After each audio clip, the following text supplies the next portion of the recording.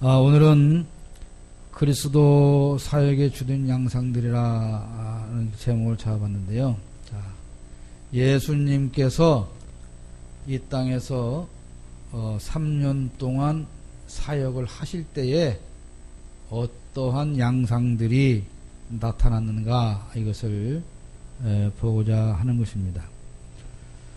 그리스도는 단순한 종교 지도자가 아니라는 사실을 우리는 알아야 됩니다. 그러니까 예수께서 이 땅에 오셔서 우리를 가르치는 것은 어떤 그 종교 지도자로서 교훈이나 어떤 그런 의식이나 그걸 가르치고자 하는 것이 아니라, 그리스도께서는 자신의 말씀을 듣는 자들로 하여금 자신이 하나님의 독생자이신 것을 믿도록 하신 것입니다. 그러니까 단순히 종교를 가르친 것이 아니라 예수 그리스도 자신께서 하나님의 독생자다, 이것을 여러분이 믿어야 한다, 이 사실을 예수님은 가르치셨는데, 그걸 가르치기 위해서 첫 번째로는 권위를 가지고 백성들을 납득을 시키셨습니다. 예수님의 가르침에는 권위가 있어서 사람들이 놀랐다고 하는 것이죠. 이 권위는 어디서 나올까요? 하나님에게서 나오는 권위입니다. 여러분, 우리 특히 엄마나 또는 언니가 집에서 아이나 동생들 가르칠 때 말 잘 들어야 안 들어요? 왜 안 들을까? 권위가 없어 그런 거예요. 권위가 없어서. 그리고 아빠나 엄마가 잔소리를 할 때 아이들이 대놓고는 못하지만 속으로 아빠나 잘하세요, 엄마나 잘하세요, 이런 표정을 혹시 여러분 부모님 느끼실 때가 있습니까? 왜 그럴까요? 권위를 인정받지 못하기 때문에 그랬습니다. 가르치면은 권위가 있어야 합니다. 요즘에 학생들이 왜 선생님을 두드려 팹니까? 선생님의 권위가 사라졌기 때문이죠. 그런데 이 권위는 내가 만들어가는 것이 아닙니다. 사람들이 내 권위를 인정해 줄 때에 그게가 권위 있는 사람이 되는 것이죠. 아무도 내 권위를 인정해 주지 않는데 내 스스로 권위를 인정받기 위해서 무리수를 두면 오히려 그 사람이 우스운 꼴만 당하게 되는 것이죠. 권위는 어디서 나올까요? 신뢰와 존경이라고 하는 틀 속에서 권위가 인정받게 되는 것입니다. 자녀들이 볼 때 우리 부모가 그렇게 바른 가치관을 가지고 존경받을 만한 삶을 사는 부모가 아니야. 그런데 부모들은 애고 눈만 마주치 뭐라 그래? 착하게 살아야 한다, 똑바로 살아야 한다, 공부 열심히 해야 한다, 꿈을 가져라, 너 꿈은 뭐냐, 이렇게 잔소리하면 애들이 그러죠. 그렇게 훌륭하신 아빠께서 이 모양으로 사세요? 그렇게 훌륭하였으면 엄마는 왜 이 모양으로 사세요? 이것을 겉으로는 말 못하고 속으로 그러죠. 인정하지 않아요. 아이들이 부모님이 잔소리할 때 인정하지 않는다는 증거를 뭘로 알 수 있냐면 그 아이의 태도로 알 수 있어요. 뭐라 그래? 인정하기 싫을 때. 알았어, 알았다니까! 이거거든요. 웃는 애들 다 그렇게 사는 애들이죠. 알았다니까! 알았어! 그만해! 그건 뭐예요? 지겨우니까 그만하라, 너나 잘하라. 그리고 나한테 잔소리하지 마라. 그 얘기. 이게 오늘 우리들이 가지고 있는 권위의 문제라고 하는 것이죠. 그러나 예수님의 권위는 하나님께서 나온 것이었기 때문에 그 가르침의 권위가 있었고 많은 사람들이 놀랄 수밖에 없었다고 하는 것입니다. 유대 지도자들은 옛 선생들의 의지에서 권위를 내세웠죠. 그러나 그리스도는 자신의 이름과 권위로서 그들을 가르치셨어요. 예수께서 이 말씀을 마치심에 무리들이 그의 가르치심에 놀라니 이는 그 가르치시는 것이 권위 있는 자와 같고 그들의 서기관들과 같지 아니함일러라. 마태복음 7장 28절 이하. 이 말씀 뭐요? 그들을 맨날 가르치는 서기관들은 권위가 없었다는 것이지 않습니까? 알려주죠. 이렇게 예수님은 하나님께서 주신 권위를 가지고 사람들을 가르치셨죠. 두 번째로는 비유로서 이렇게 설명을 하시며 자극을 주셨어요. 눈 뜨세요. 눈들 뜨세요. 눈들 떠. 눈을 떠. 지금 명상의 시간입니까? 그리스도는 일상생활에서 쉽게 이해할 수 있는 말투와 상징을 사용해서 쉽게 가르치셨어요. 가장 유능한 강사는 쉽게 가르치는 사람이에요. 나 같은 사람. 나는 여러분하고 똑같은 수준에서 가르치잖아요. 그러죠? 그래서 제가 제 수준이 점점 하향 평준화가 되고 있긴 하지만, 네. 우리 일상생활에서 일어나는 그러한 일들로 예수님은 설명을 해 주셨어요. 그게 예수님이 무슨 사람 비유자, 야, 너희가 씨를 뿌리지 않냐? 씨를 뿌렸어. 근데 어떤 씨는 길가에 뿌려졌어. 그럼 어떻게 사람이 밟고 다니겠지? 아, 예. 가래밭에 떨어졌어. 또는 톨짝밭에 떨어졌어. 옥두밭에 떨어졌어. 그러면 옥두밭에 뿌려진 씨가 싹이 나서 30배, 60배, 100배의 결실을 맺지 않겠어? 아, 예. 이해가 쉽잖아요. 아주 이해가 쉬운 이런 비유를 들어서 가르치는 것이죠. 근데 쉽게 가르칠 수 있는 사람은 사실은 그 사람이 실력이 있는 사람이에요. 나 같은 사람. 실력이 없으면 절대로 쉽게 못 가르쳐. 무슨 말 하는가도 몰라, 지가. 그건 농담이고, 쉽게 설명하는 것이 아주 중요한데요. 우리가 특히 주일학교 유치동부나 중고등부 교사 하시고 또는 때론 구역예배 인도하고 가르칠 수 있는 기회가 많이 있는데 우리가 쉽게 설명하고 가르칠 수 있기 위해서는 많이 기도해야 되고 많은 준비를 해야 됩니다. 많은 기도를 함으로 인해서 하나님께서 필요 적절한 말들로 전할 수 있도록 능력을 주시는 것이죠. 기도하고 준비하고 그리고 많이 공부하고 그렇게 해서 여러분들이 많은 사람들에게 예수 그리스도에 대해서 증거하고 가르칠 수 있는 그런 사람이 되어져야 되는데요. 이 비유를 통해서 말씀하신 이유가 두 가지가 있어요.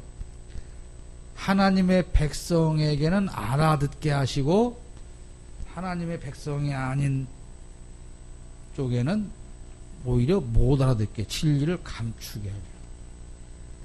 그래서 들을 귀가 있어야 된다. 여러분 제가 매주 이 설명하는 강의를 여러분 들을 때 어때요? 잘 들리죠? 예. 귓구멍이 아프도록 잘 들리죠? 예? 단 이해가 안 될 뿐이지. 지난주에 왔다 간 우리 신영용 장로님이 전화를 해가지고 나한테 그랬어요. 제발 좀 혼내지 말고 가르치세요.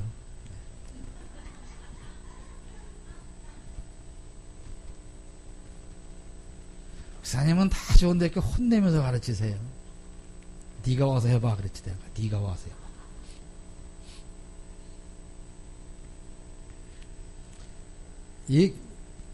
제가 여러분들한테 질문을 하는 것은 여러분들이 답을 하기를 기대하지 않아요. 그거는 제가 바보입니까? 여러분들이 답 못할 거 뻔히 알지.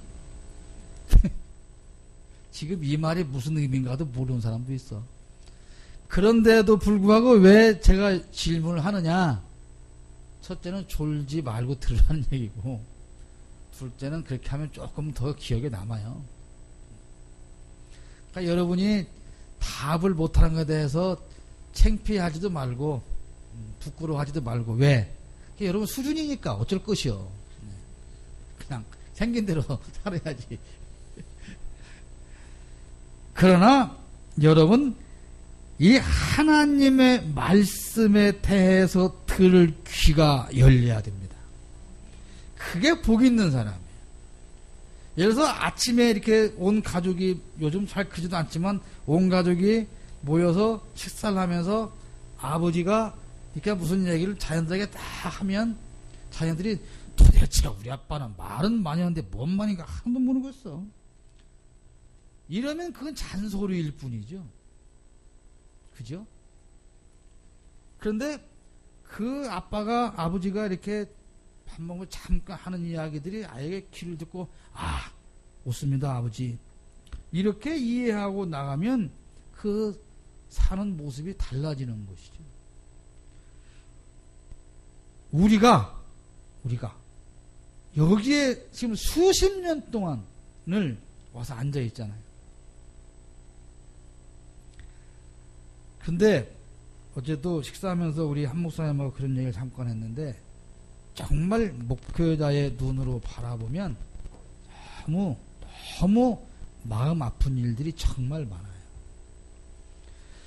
여러분들이 아이들을 양육하면서 보면, 아, 이놈은 좀 그 세상을 잘 살 놈이구나. 지 앞길은 지가 추려가겠다. 뭘 보고 그렇게 느낍니까? 뭘 보고? 그 아이의 하는 짓과 가치관을 보고 그렇게 느끼는 거예요. 근데 이놈은, 아이고, 이 새끼는 틀렸어. 저건 세상 어떻게 살지 몰라. 그럼 뭘 보고 그렇게 느껴요? 하는 짓과 머리의 생각을 보고 느끼잖아요. 똑같은 거예요. 목회자의 눈으로 성도들을 바라보면, 아, 저 사람은 복 받겠다. 저러니까 저 사람은 안 되지. 이건 틀림없어요. 틀림없는 겁니다. 대단히 죄송하지만 잘 될 턱이 없어요. 물론 하나님께서 하나 잘했다고 상 주고 둘 하나를 잘못했다고 벌 주는 그런 하나님이 아니지만 다 나름대로의 이유가 다 있는 거예요. 여러분, 명색이 몇십 년 신앙생활을 했다는 사람들이 일주일에 한 번 이 예배에 오는 게 그렇게 힘들어가지고야 사실은 여러분 뭘 해먹겠습니까? 뭘 하겠어요? 없어요. 그렇게 일주일에 한 번 와서 그것도 하루 종일 옵니까? 집에서 찍어 바르고 단장하고 와서 예배당에 와서 헐레벌떡 와서 밥 한 숟갈 먹고 헐레벌떡 가는 데까지 2-3시간이면 족한데, 그것을 일주일 동안에 감당을 못하는 사람이 하나님을 향해서 신앙생활하면서 복받기를 원한다면 이건 어불성설이죠.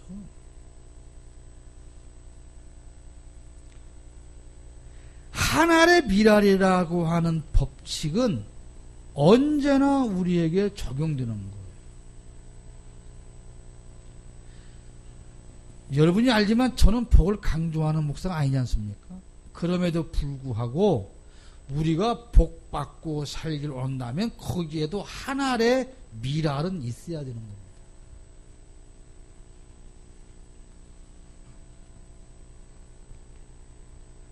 그래서 예언을 하는 은사에서 사는 게 아니고, 아, 쟤는 이번에 합격하겠다. 쟤 트랙과 이거 뭐부터. 이런 게 거의 보이고 거의 맞는 이유가 거기에 있는 거예요. 사람의 눈으로 봐도 안 될 짓을 하는데 하나님이 보는 눈으로 왜 가능하겠습니까? 여러분, 이게 무슨 말이에요? 왜 그렇게 못합니까? 듣기는 듣는데 이게 내 안으로 들어가서 싹이 트고 자라서 열매를 맺지 못하는 것이죠. 돌짝밭이거나 길가에 있는 밭이거나 가시밭이거나 그러기 때문에 아무리 어쩌다 한번 교회 와봐요. 뭐 4주 만에 오고 한 달 만에 오고 1년 만에 오고 막 설교하면 듣는데 막 아이고 주여 내가 절대 안 빠질게요. 울며 불며 가요. 다음 주 안 와. 왜 안 오셨어? 아이고 목사님 바빠가지고요. 그러면 지난주 그건 뭐요? 가시밭이니까 돌짝밭이니까. 그러니 대단히 죄송한 표현입니다마는 수십 년 동안 예배당 문턱을 밟고 다녀봤자 달라지는 게 없는 것은 어찌 보면 지극히 당연하다는 것입니다. 사랑하는 여러분, 그래서 가장 복된 사람은 들을 귀가 있는 사람입니다. 누구의 말을 들을 귀? 하나님의 말씀을 들을 귀가 열려야 되는데 반대로 하나님의 말씀을 들을 귓구멍은 확 닫혀버리고 사탄 이 새끼가 하는 말은 들으려고 귀가 당나귀처럼 열려 있잖아요. 어쩔 수 없는 거예요. 마태복음 13장 13절에 그러므로 내가 그들에게 비유로 말하는 것은 그들이 보아도 보지 못하며 들어도 듣지 못하며 깨닫지 못함이니라. 왜 똑같은 이야기를 하는데 누구는 깨닫고 누구는 깨닫지 못할까요? 그래서 깨닫는 것이 가장 큰 은혜고 가장 큰 복이다라고 말하면 여러분들은 가장 큰 복을 이미 누리고 계시는 줄로 믿습니다. 그 다음에 이적을 보여주면서 그리스도이심을 확증하시는데요. 그리스도의 권위는 그분의 이적으로 인해서 증명이 되는 거죠. 증명이 돼요. 바람과 파도의 순종, 죽은 자를 살리는 이런 권위, 이런 이적을 통해서 예수님께서 하나님의 아들이라고 하는 권위를 인정받게 됩니다. 이 이적을 통해서 권위를 인정받는데 그 이적의 내용은 대개가 병을 고치거나 죽은 자를 살리는 그런 이적인데 그 이적을 통해서 예수님께서 우리에게 알려주고자 하는 것은 이웃을 사랑하라고 하는 것을 알려주는 거예요.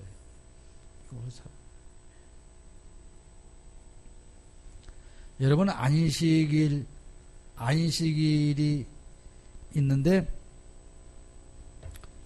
그 예수님과 제자들이 밀밭 사이로 안식일을 걸어가다가 밀이삭을 이렇게 해서 비벼서 먹으니까 유대인들이 뭐라 그랬어요? 안식일을 범하는 죄인들로 취급을 했지 않습니까? 그러면 이게 뭐가 문제인 것 같습니까? 오늘날에도 오늘날 이것은 주일과 안식에서 공부를 다시 한번 해야 되는데 여러분은 오늘 안식일로 예배당에 왔습니까? 주일로 예배당에 왔습니까? 왜 주일로 와 있어요? 성경에 주일을 거룩히 여겨라 지켜라 그런 십계명이 있어요? 그만. 근데 왜 안식일을 거룩히 이거 지켜라고 하는 사계명이 있어요? 근데 왜 안식일인 토요일날 안 지키고 일요일날인 이날을 주일을 하나님 앞에 나와 지킵니까? 에? 근거가 있을 거 아니야? 근거가.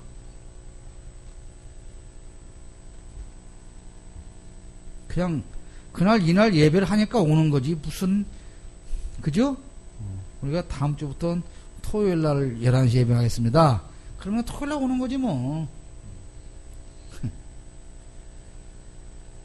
옛날에 우리가 어릴 때만 해도 60, 70년대 그때는 이 주일날 어디를 가도 안 돼요. 왜냐하면 버스를 타고 못 가요. 주일날, 거룩한 안식일날 돈을 쓸 수가 없어요.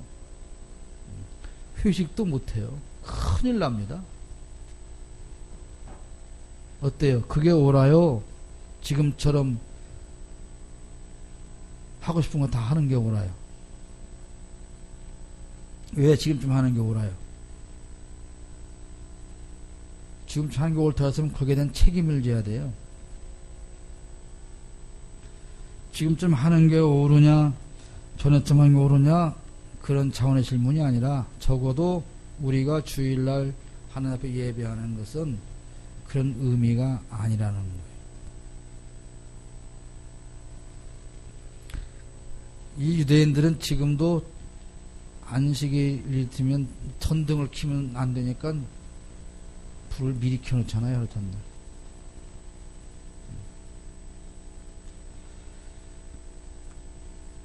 이거는 무슨 말을 제가 하려고 하는 거냐면 본질이 뭐냐는 거예요. 본질이.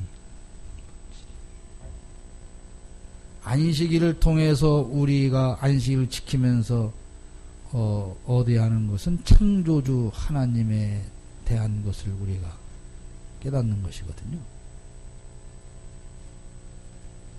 하나님께서 엿새 동안 창조사를 마치고 일곱째 날 쉬셨죠. 왜 쉬셨어?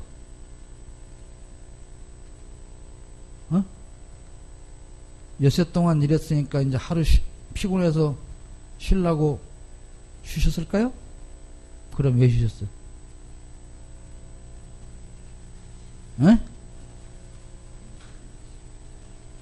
그러니까 엿새 동안에 일을 하시고 일곱째 날에 쉬셨어. 그 6일 동안 세상 이 창조에 대한 근무를 하시느라 얼마나 피곤하셨을까. 그러니까 이제는 나도 하루 쉬어야겠다. 아, 피곤하다. 그러니 너희들도 엿새라고 하루 쉬어. 이걸까요? 그럼 뭐예요? 복을 왜 줘? 맥없이. 그러면 엿새 동안 일하고 하루 쉬었어요. 그러면 여덟째 날은 하나님이 뭘 해야 돼? 자, 6일 일하고 일곱 번째 날 쉬었지? 그러면 여덟째 날 그 다음 날은 뭐 해야 돼, 하나님이? 그렇지, 또 일해야지. 그래, 또 일했어요, 안 했어요? 왜 안 했어? 그렇죠. 할 일이 없어요. 완성된 거예요. 엿새 동안에 완성을 하셨기 때문에 안식을 하신 거예요. 이게 중요한 거예요. 이게 왜 중요하냐면 하나님께서는 모든 사역을 마치신 거예요. 안식일날 우리는 그걸 생각해야 되는 거예요. 그러니까 하나님께서 다 마치셨다, 완성하시고 그리고 쉬셨다. 그것은 뭘 보이냐면 구원 사역을 다 마쳤을 때 너희에게 이 영원한 안식이 있다고 하는 것을 예표로 보여주는 거예요. 근데 그날 밀리삭을 비벼서 퍼먹었냐? 밥을 돈 주고 사쳐 먹었냐? 전등불을 껐냐? 아니냐? 이거는 아무런 의미가 없는 쌈박질을 하고 있는 거예요. 본질이 뭐냐? 본질이. 예수님께서 이적을 통해서 병자를 고쳐줬는데 그것이 그 본질은 뭐냐면 병을 고쳤냐 살렸냐 그것도 중요하지만 그것은 이웃사랑을 보여주는 것이고 내가 하나님의 아들이다라고 하는 것을 지금 알려주고 있는 것입니다. 이적을 통해서 봐라. 이거 봐. 이걸 보봐. 그러니까 내가 하나님의 아들이야. 그러므로 내가 너희들을 대신해서 너희 죄를 짊어지고 십자가에서 고난을 당할 것이고 부활할 것이야. 그러니까 너희가 나를 믿음으로 말미암아 구원받을 수 있다고 하는 것을 그것을 알려주기 위해서 이적을 베푸는 거예요. 근데 사람들은 이제 예수님한테 달려오는데 왜 달려와요? 예수님이 메시아인 것을 알고 달려오는 겁니까? 구원받으려고? 아니, 왜 달려와요? 왜? 내가 또 물었어. 미안해. 병 고치러 달려오지 왜 달려와? 진짜 내가.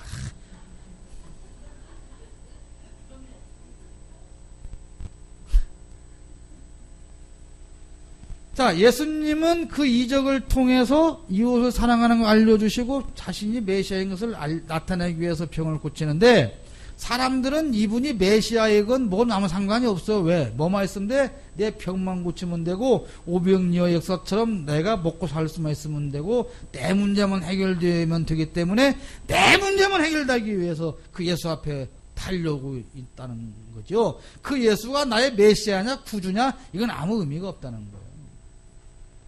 그러니까 여러분의 예수는 누구고 여러분은 왜 오늘 여기를 달려와 있냐 이 말이에요. 확실해요. 그래서만 온 거예요. 사실은 그것이기도 하지만 또 다른 게 있어서 왔잖아. 그렇기도 하지만 이게 더 주면 더 좋잖아. 본질은 예수가 나를 먹여 살리는 존재가 아니라 나의 영원한 문제, 죄의 문제를 해결해 주신 분이라고 하는 것이 본질인 거예요. 온 무리가 예수를 만지려고 힘쓰니 이는 능력이 예수께로부터 나와서 모든 사람을 낫게 함이로라. 그 다음에 예수님은 긍휼로서 사람을 사로잡으시는데, 그리스도께서는 죄인 된 우리를 긍휼히 여기셨어요. 여러분, 긍휼히 여긴다고 하는 것이 은혜인 것입니다. 하나님의 의와, 이게 하나님의 의. 하나님의 의가, 하나님 보고 우리가 의로운 하나님 그러잖아요. 그 하나님 보고 의로운 하나님이 할 때 의로운은 어떠한 의로움이야? 하나님이 간통죄 져? 살인죄 져? 도둑질이요? 강도해? 안 하지. 그럼 당연히 의로운 하나님 아니야? 그건 도덕적으로 그렇게 낮은 수준의 의로운 의를 말하는 게 아니고, 하나님의 의는 어떤 의예요? 죄인인 나, 그래서 죽어야 할 나를 불쌍히 여기셔서 대신 죽어주시는 의, 그 의가 하나님의 의예요. 그 의의 시작이 뭡니까? 긍휼히 여기는 거, 불쌍히 여기, 죄인을 불쌍히 여기는 거. 우리의 의는 뭐예요 그럼? 또 모르지. 또 미안해. 습관돼서 자꾸 물어보는데 미안해. 다음 하다 보면 나도 이제 질문을 저렇게 할 거예요 이제. 점점 변화가 되겠지 여러분처럼. 우리의 의는 나만 의롭다는 거죠. 다른 사람은 다 틀렸고 잘못됐고 부족하고 죄인이고 나만 옳다는 거죠. 그래서 우리가 다른 사람을 향해서 무슨 짓을 해요? 비난을 하고 비판을 하는 거죠. 하늘에서 뭐 내려오냐? 지은아, 하늘에서 뭐가 내려와? 야곱의 사닥다리가 보이냐? 이게 우리의 의는 나만 옳은 거예요. 네가 나를 위해 죽어줘야지 내가 왜 너를 위해 죽어줘? 네가 나한테 잘해야지 왜 내가 너한테 잘해? 네가 나를 사랑해야지 왜 내가 너를 사랑해? 이게 우리의 의죠. 그러니까 우리의 의와 하나님의 의는 아예 처음 시작부터 다른 거예요. 그 죄인인 우리를 하나님은 긍휼히 여겨주시는데, 예수께서 긍휼히 여기신다고 하는 것은 세상 사람으로 적용하지 말고 나, 개인, 내가, 여러분 얼마나 여러분이 큰 죄인인지 여러분 알고 사십니까? 알고 사세요?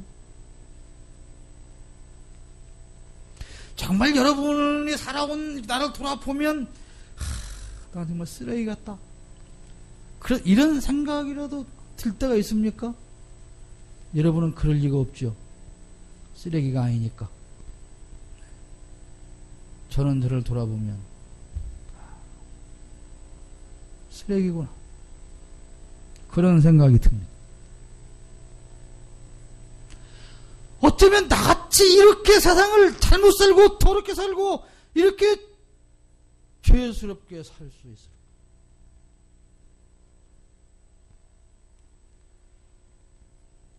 그럼에도 불구하고 예수께서는 이 쓰레기 같은 나를 긍휼히 여기셔서 나를 존중해 주신다고 하는 것입니다.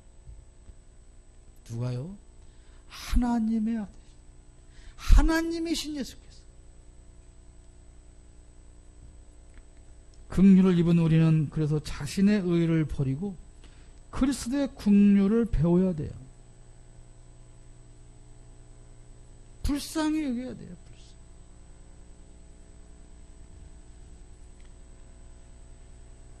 우리는 모든 다른 사람들의 행위를 볼 때 다 재판장이 되고 다 검사가 되죠. 심판자가 됩니다. 네가 어떻게 그럴 수가 있어? 사람이 다를 수고. 우리는 다 그렇게 정죄를 하죠. 그래서 예수님은 정죄하지 마라 그랬습니다. 너희가 이웃을 정죄하면 나도 너를 정죄한다 그랬어요. 이게 무슨 말이에요? 정죄한다고 하는 것은 용서하지 못하고 사랑하지 못한다는 거 아닙니까?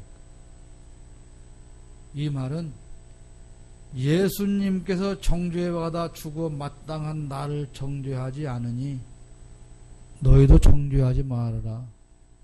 긍휼히 여겨라. 그런 의미인 것이죠.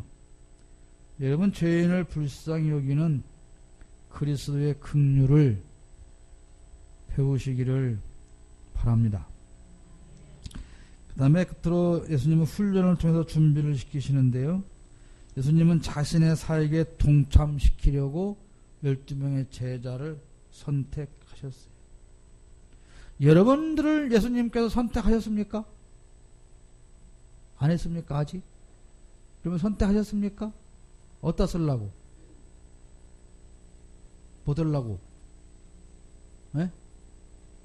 자, 12제자는 예수님의 사역에 동참시키려고 선택하셨어요. 그럼 여러분들은 왜 선택하셨을까요? 그렇죠. 똑같습니다. 하나님께서 여러분들을 선택해서 부르신 그 목적은 그리스도의 사역에 동참시키기 위함입니다. 동참하고 계십니까?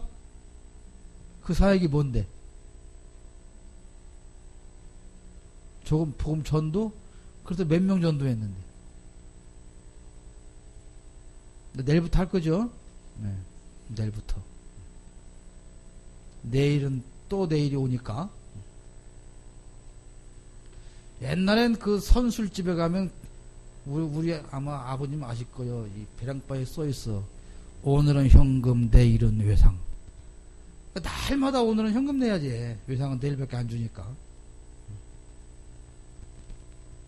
그리스도의 사역은 전도하는 것이랴. 그래서 전도를 하라고 우리를 부르셨대. 언제? 30년 전에, 40년 전에, 50년 전에. 그래서 전도를 했습니까? 물었더니 내일부터 해야지요. 이게 답이야. 기가 막히잖아. 그리스도의 사역은 좋아. 여러분이 전도라고 하니까 전도의 기본이 뭡니까? 이웃 사랑이죠. 사랑하지 않는데 전도가 되겠습니까?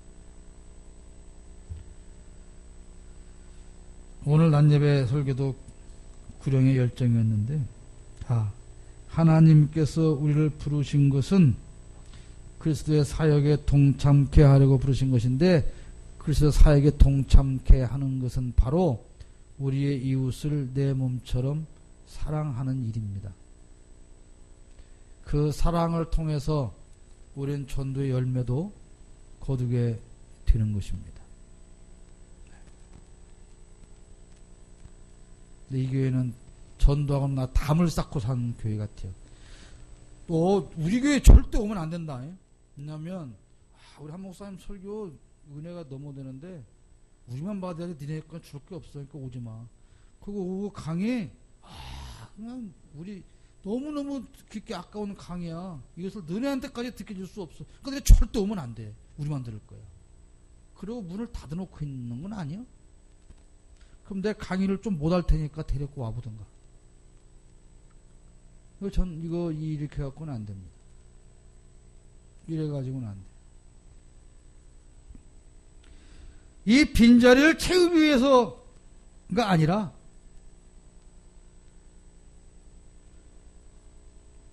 그리스도의 사역에 동참하기 위해서 우리는 복음을 가지고 세상으로 나아가야 되는 것입니다. 장차 그들의 사역을 위해서 둘씩 짝을 위해서 전도역을 보내시고 훈련을 시키셨어요. 그러면 성숙한 자들은 훈련과 격려를 받아야 돼요. 좋은 군인은 훈련을 많이 받아야 좋은 군인이 되는 거예요. 여기서 면회를 가보신 분이 윤권사님 계시겠고, 처음에 애들이 그 사복 입고 그 부대로 들어가서 이렇게 보면 참 어찌 그렇게도 애들이 초라한지 몰라요. 연예인 하다 온 놈이나 대학원 다니다 온 놈이나 고등학교 졸업한 온 놈이나 똑같아. 희죽으리 해가지고. 근데 요즘 저는 24주 훈련을 받았는데 요즘 4주 훈련 시키잖아요. 저는 6개월 받았어요. 훈련을. 네. 4주 후에 수료 쉴 때 가보면 애들이 눈에서 불이 번쩍번쩍 거리죠.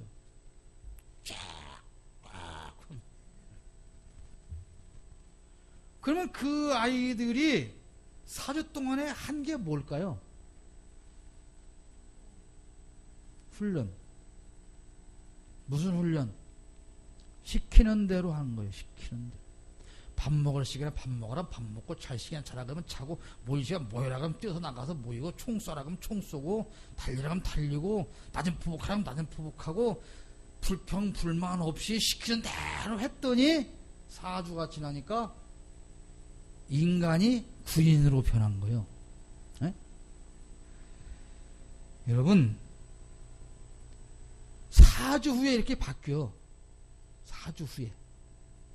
여러분이 몇 주 교육받았어요? 나하고만 해도 3년이 지났으니까 최하 156주를 받았네. 근데 내가 볼 때는 그때나 지금이나 똑같아. 저것들한테 언제 총을 준디야? 응? 언제 총을 줘? 언제? 총을 주갖고 삼도가 지나 칵 쏴 죽이면 어떡해요? 훈련을 받아야 됩니까? 훈련을. 그 훈련이 뭐라고? 어떻게 하는 거라고? 시키는 대로만 하면 되는 거라고. 교회 와야 할 시간에 오고, 예배할 시간에 예배하고, 들어야 할 시간에 듣고, 기도해야 할 시간에 기도하고.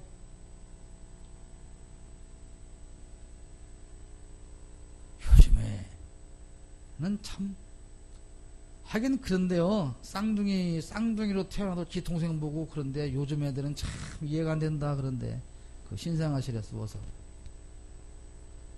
말인가도 모르지.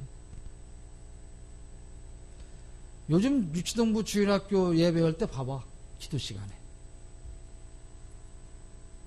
기도할 때 눈 감고 기도하는 선생님밖에 없어.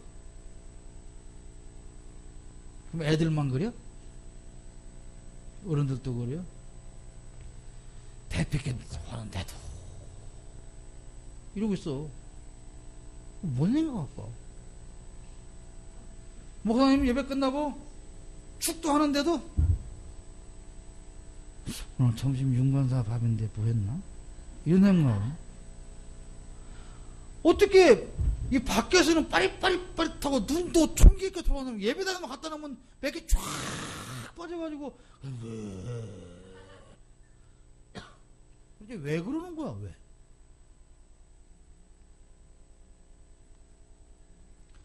우리 일방인은 시험 보러 가느라고 그냥 얼마나 공부를 열심히 하니까 예배 시간도 그냥 눈에 불 켜고 공부하겠대. 책 쳐다보겠대.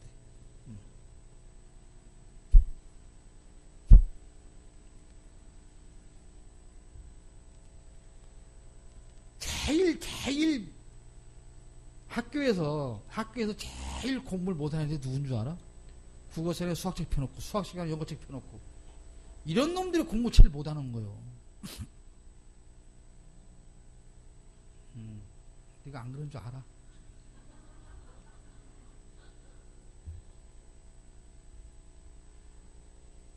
여러분,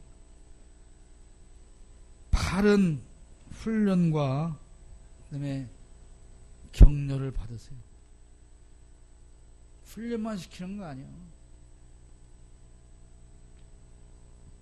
훈련을 아무리 고된 훈련도요, 딱 50분 동안 훈련을 50분 동안 하고 10분을 쫙 쉬게 해주는 거예요. 50분 동안 힘들었을 때일수록 그 10분의 휴식이 얼마나 귀한가를 알아요. 하나님께서 여러분을 훈련만 시키는 거 아닙니다. 여러분을 위로하고, 여러분을 격려해 주시고, 여러분에게 힘을 주시고, 위로해 주시고, 응원해 주시고, 이런 것들을 다 받아들일 수 있기를 바랍니다. 그러니까 여러분들이 변화되고 훌륭한 일꾼이 되기 위해서 할 일은 뭐요? 일단은 자기 자리에, 언제나 그 자리에 앉아 있으면 그걸 또 변화되기 시작을 하는 겁니다. 여러분은 그리스도의 삶을 통해서 오늘 무엇을 배웁니까? 예수님은 독단적이거나 교만하거나 이기심에 빠진 분이 아닙니다. 그렇다면 여러분이 남을 가르친다면 어떠한 자세로 가르쳐야 되겠습니까? 다른 그리스도인들을 격려한다면 여러분들이 어떻게 격려를 해야 되겠습니까? 여러분 한번 스스로 생각을 해보십시오. 나는 어떤 자세로 남을 가르쳐야 하겠는가? 다른 그리스도인들을 어떻게 격려해야 하겠는가? 그것은 제가 답을 드리지 않을 테니 여러분들이 가슴 깊이 생각해 보시고 답을 찾아 보시기를 축복합니다. 기도하겠습니다.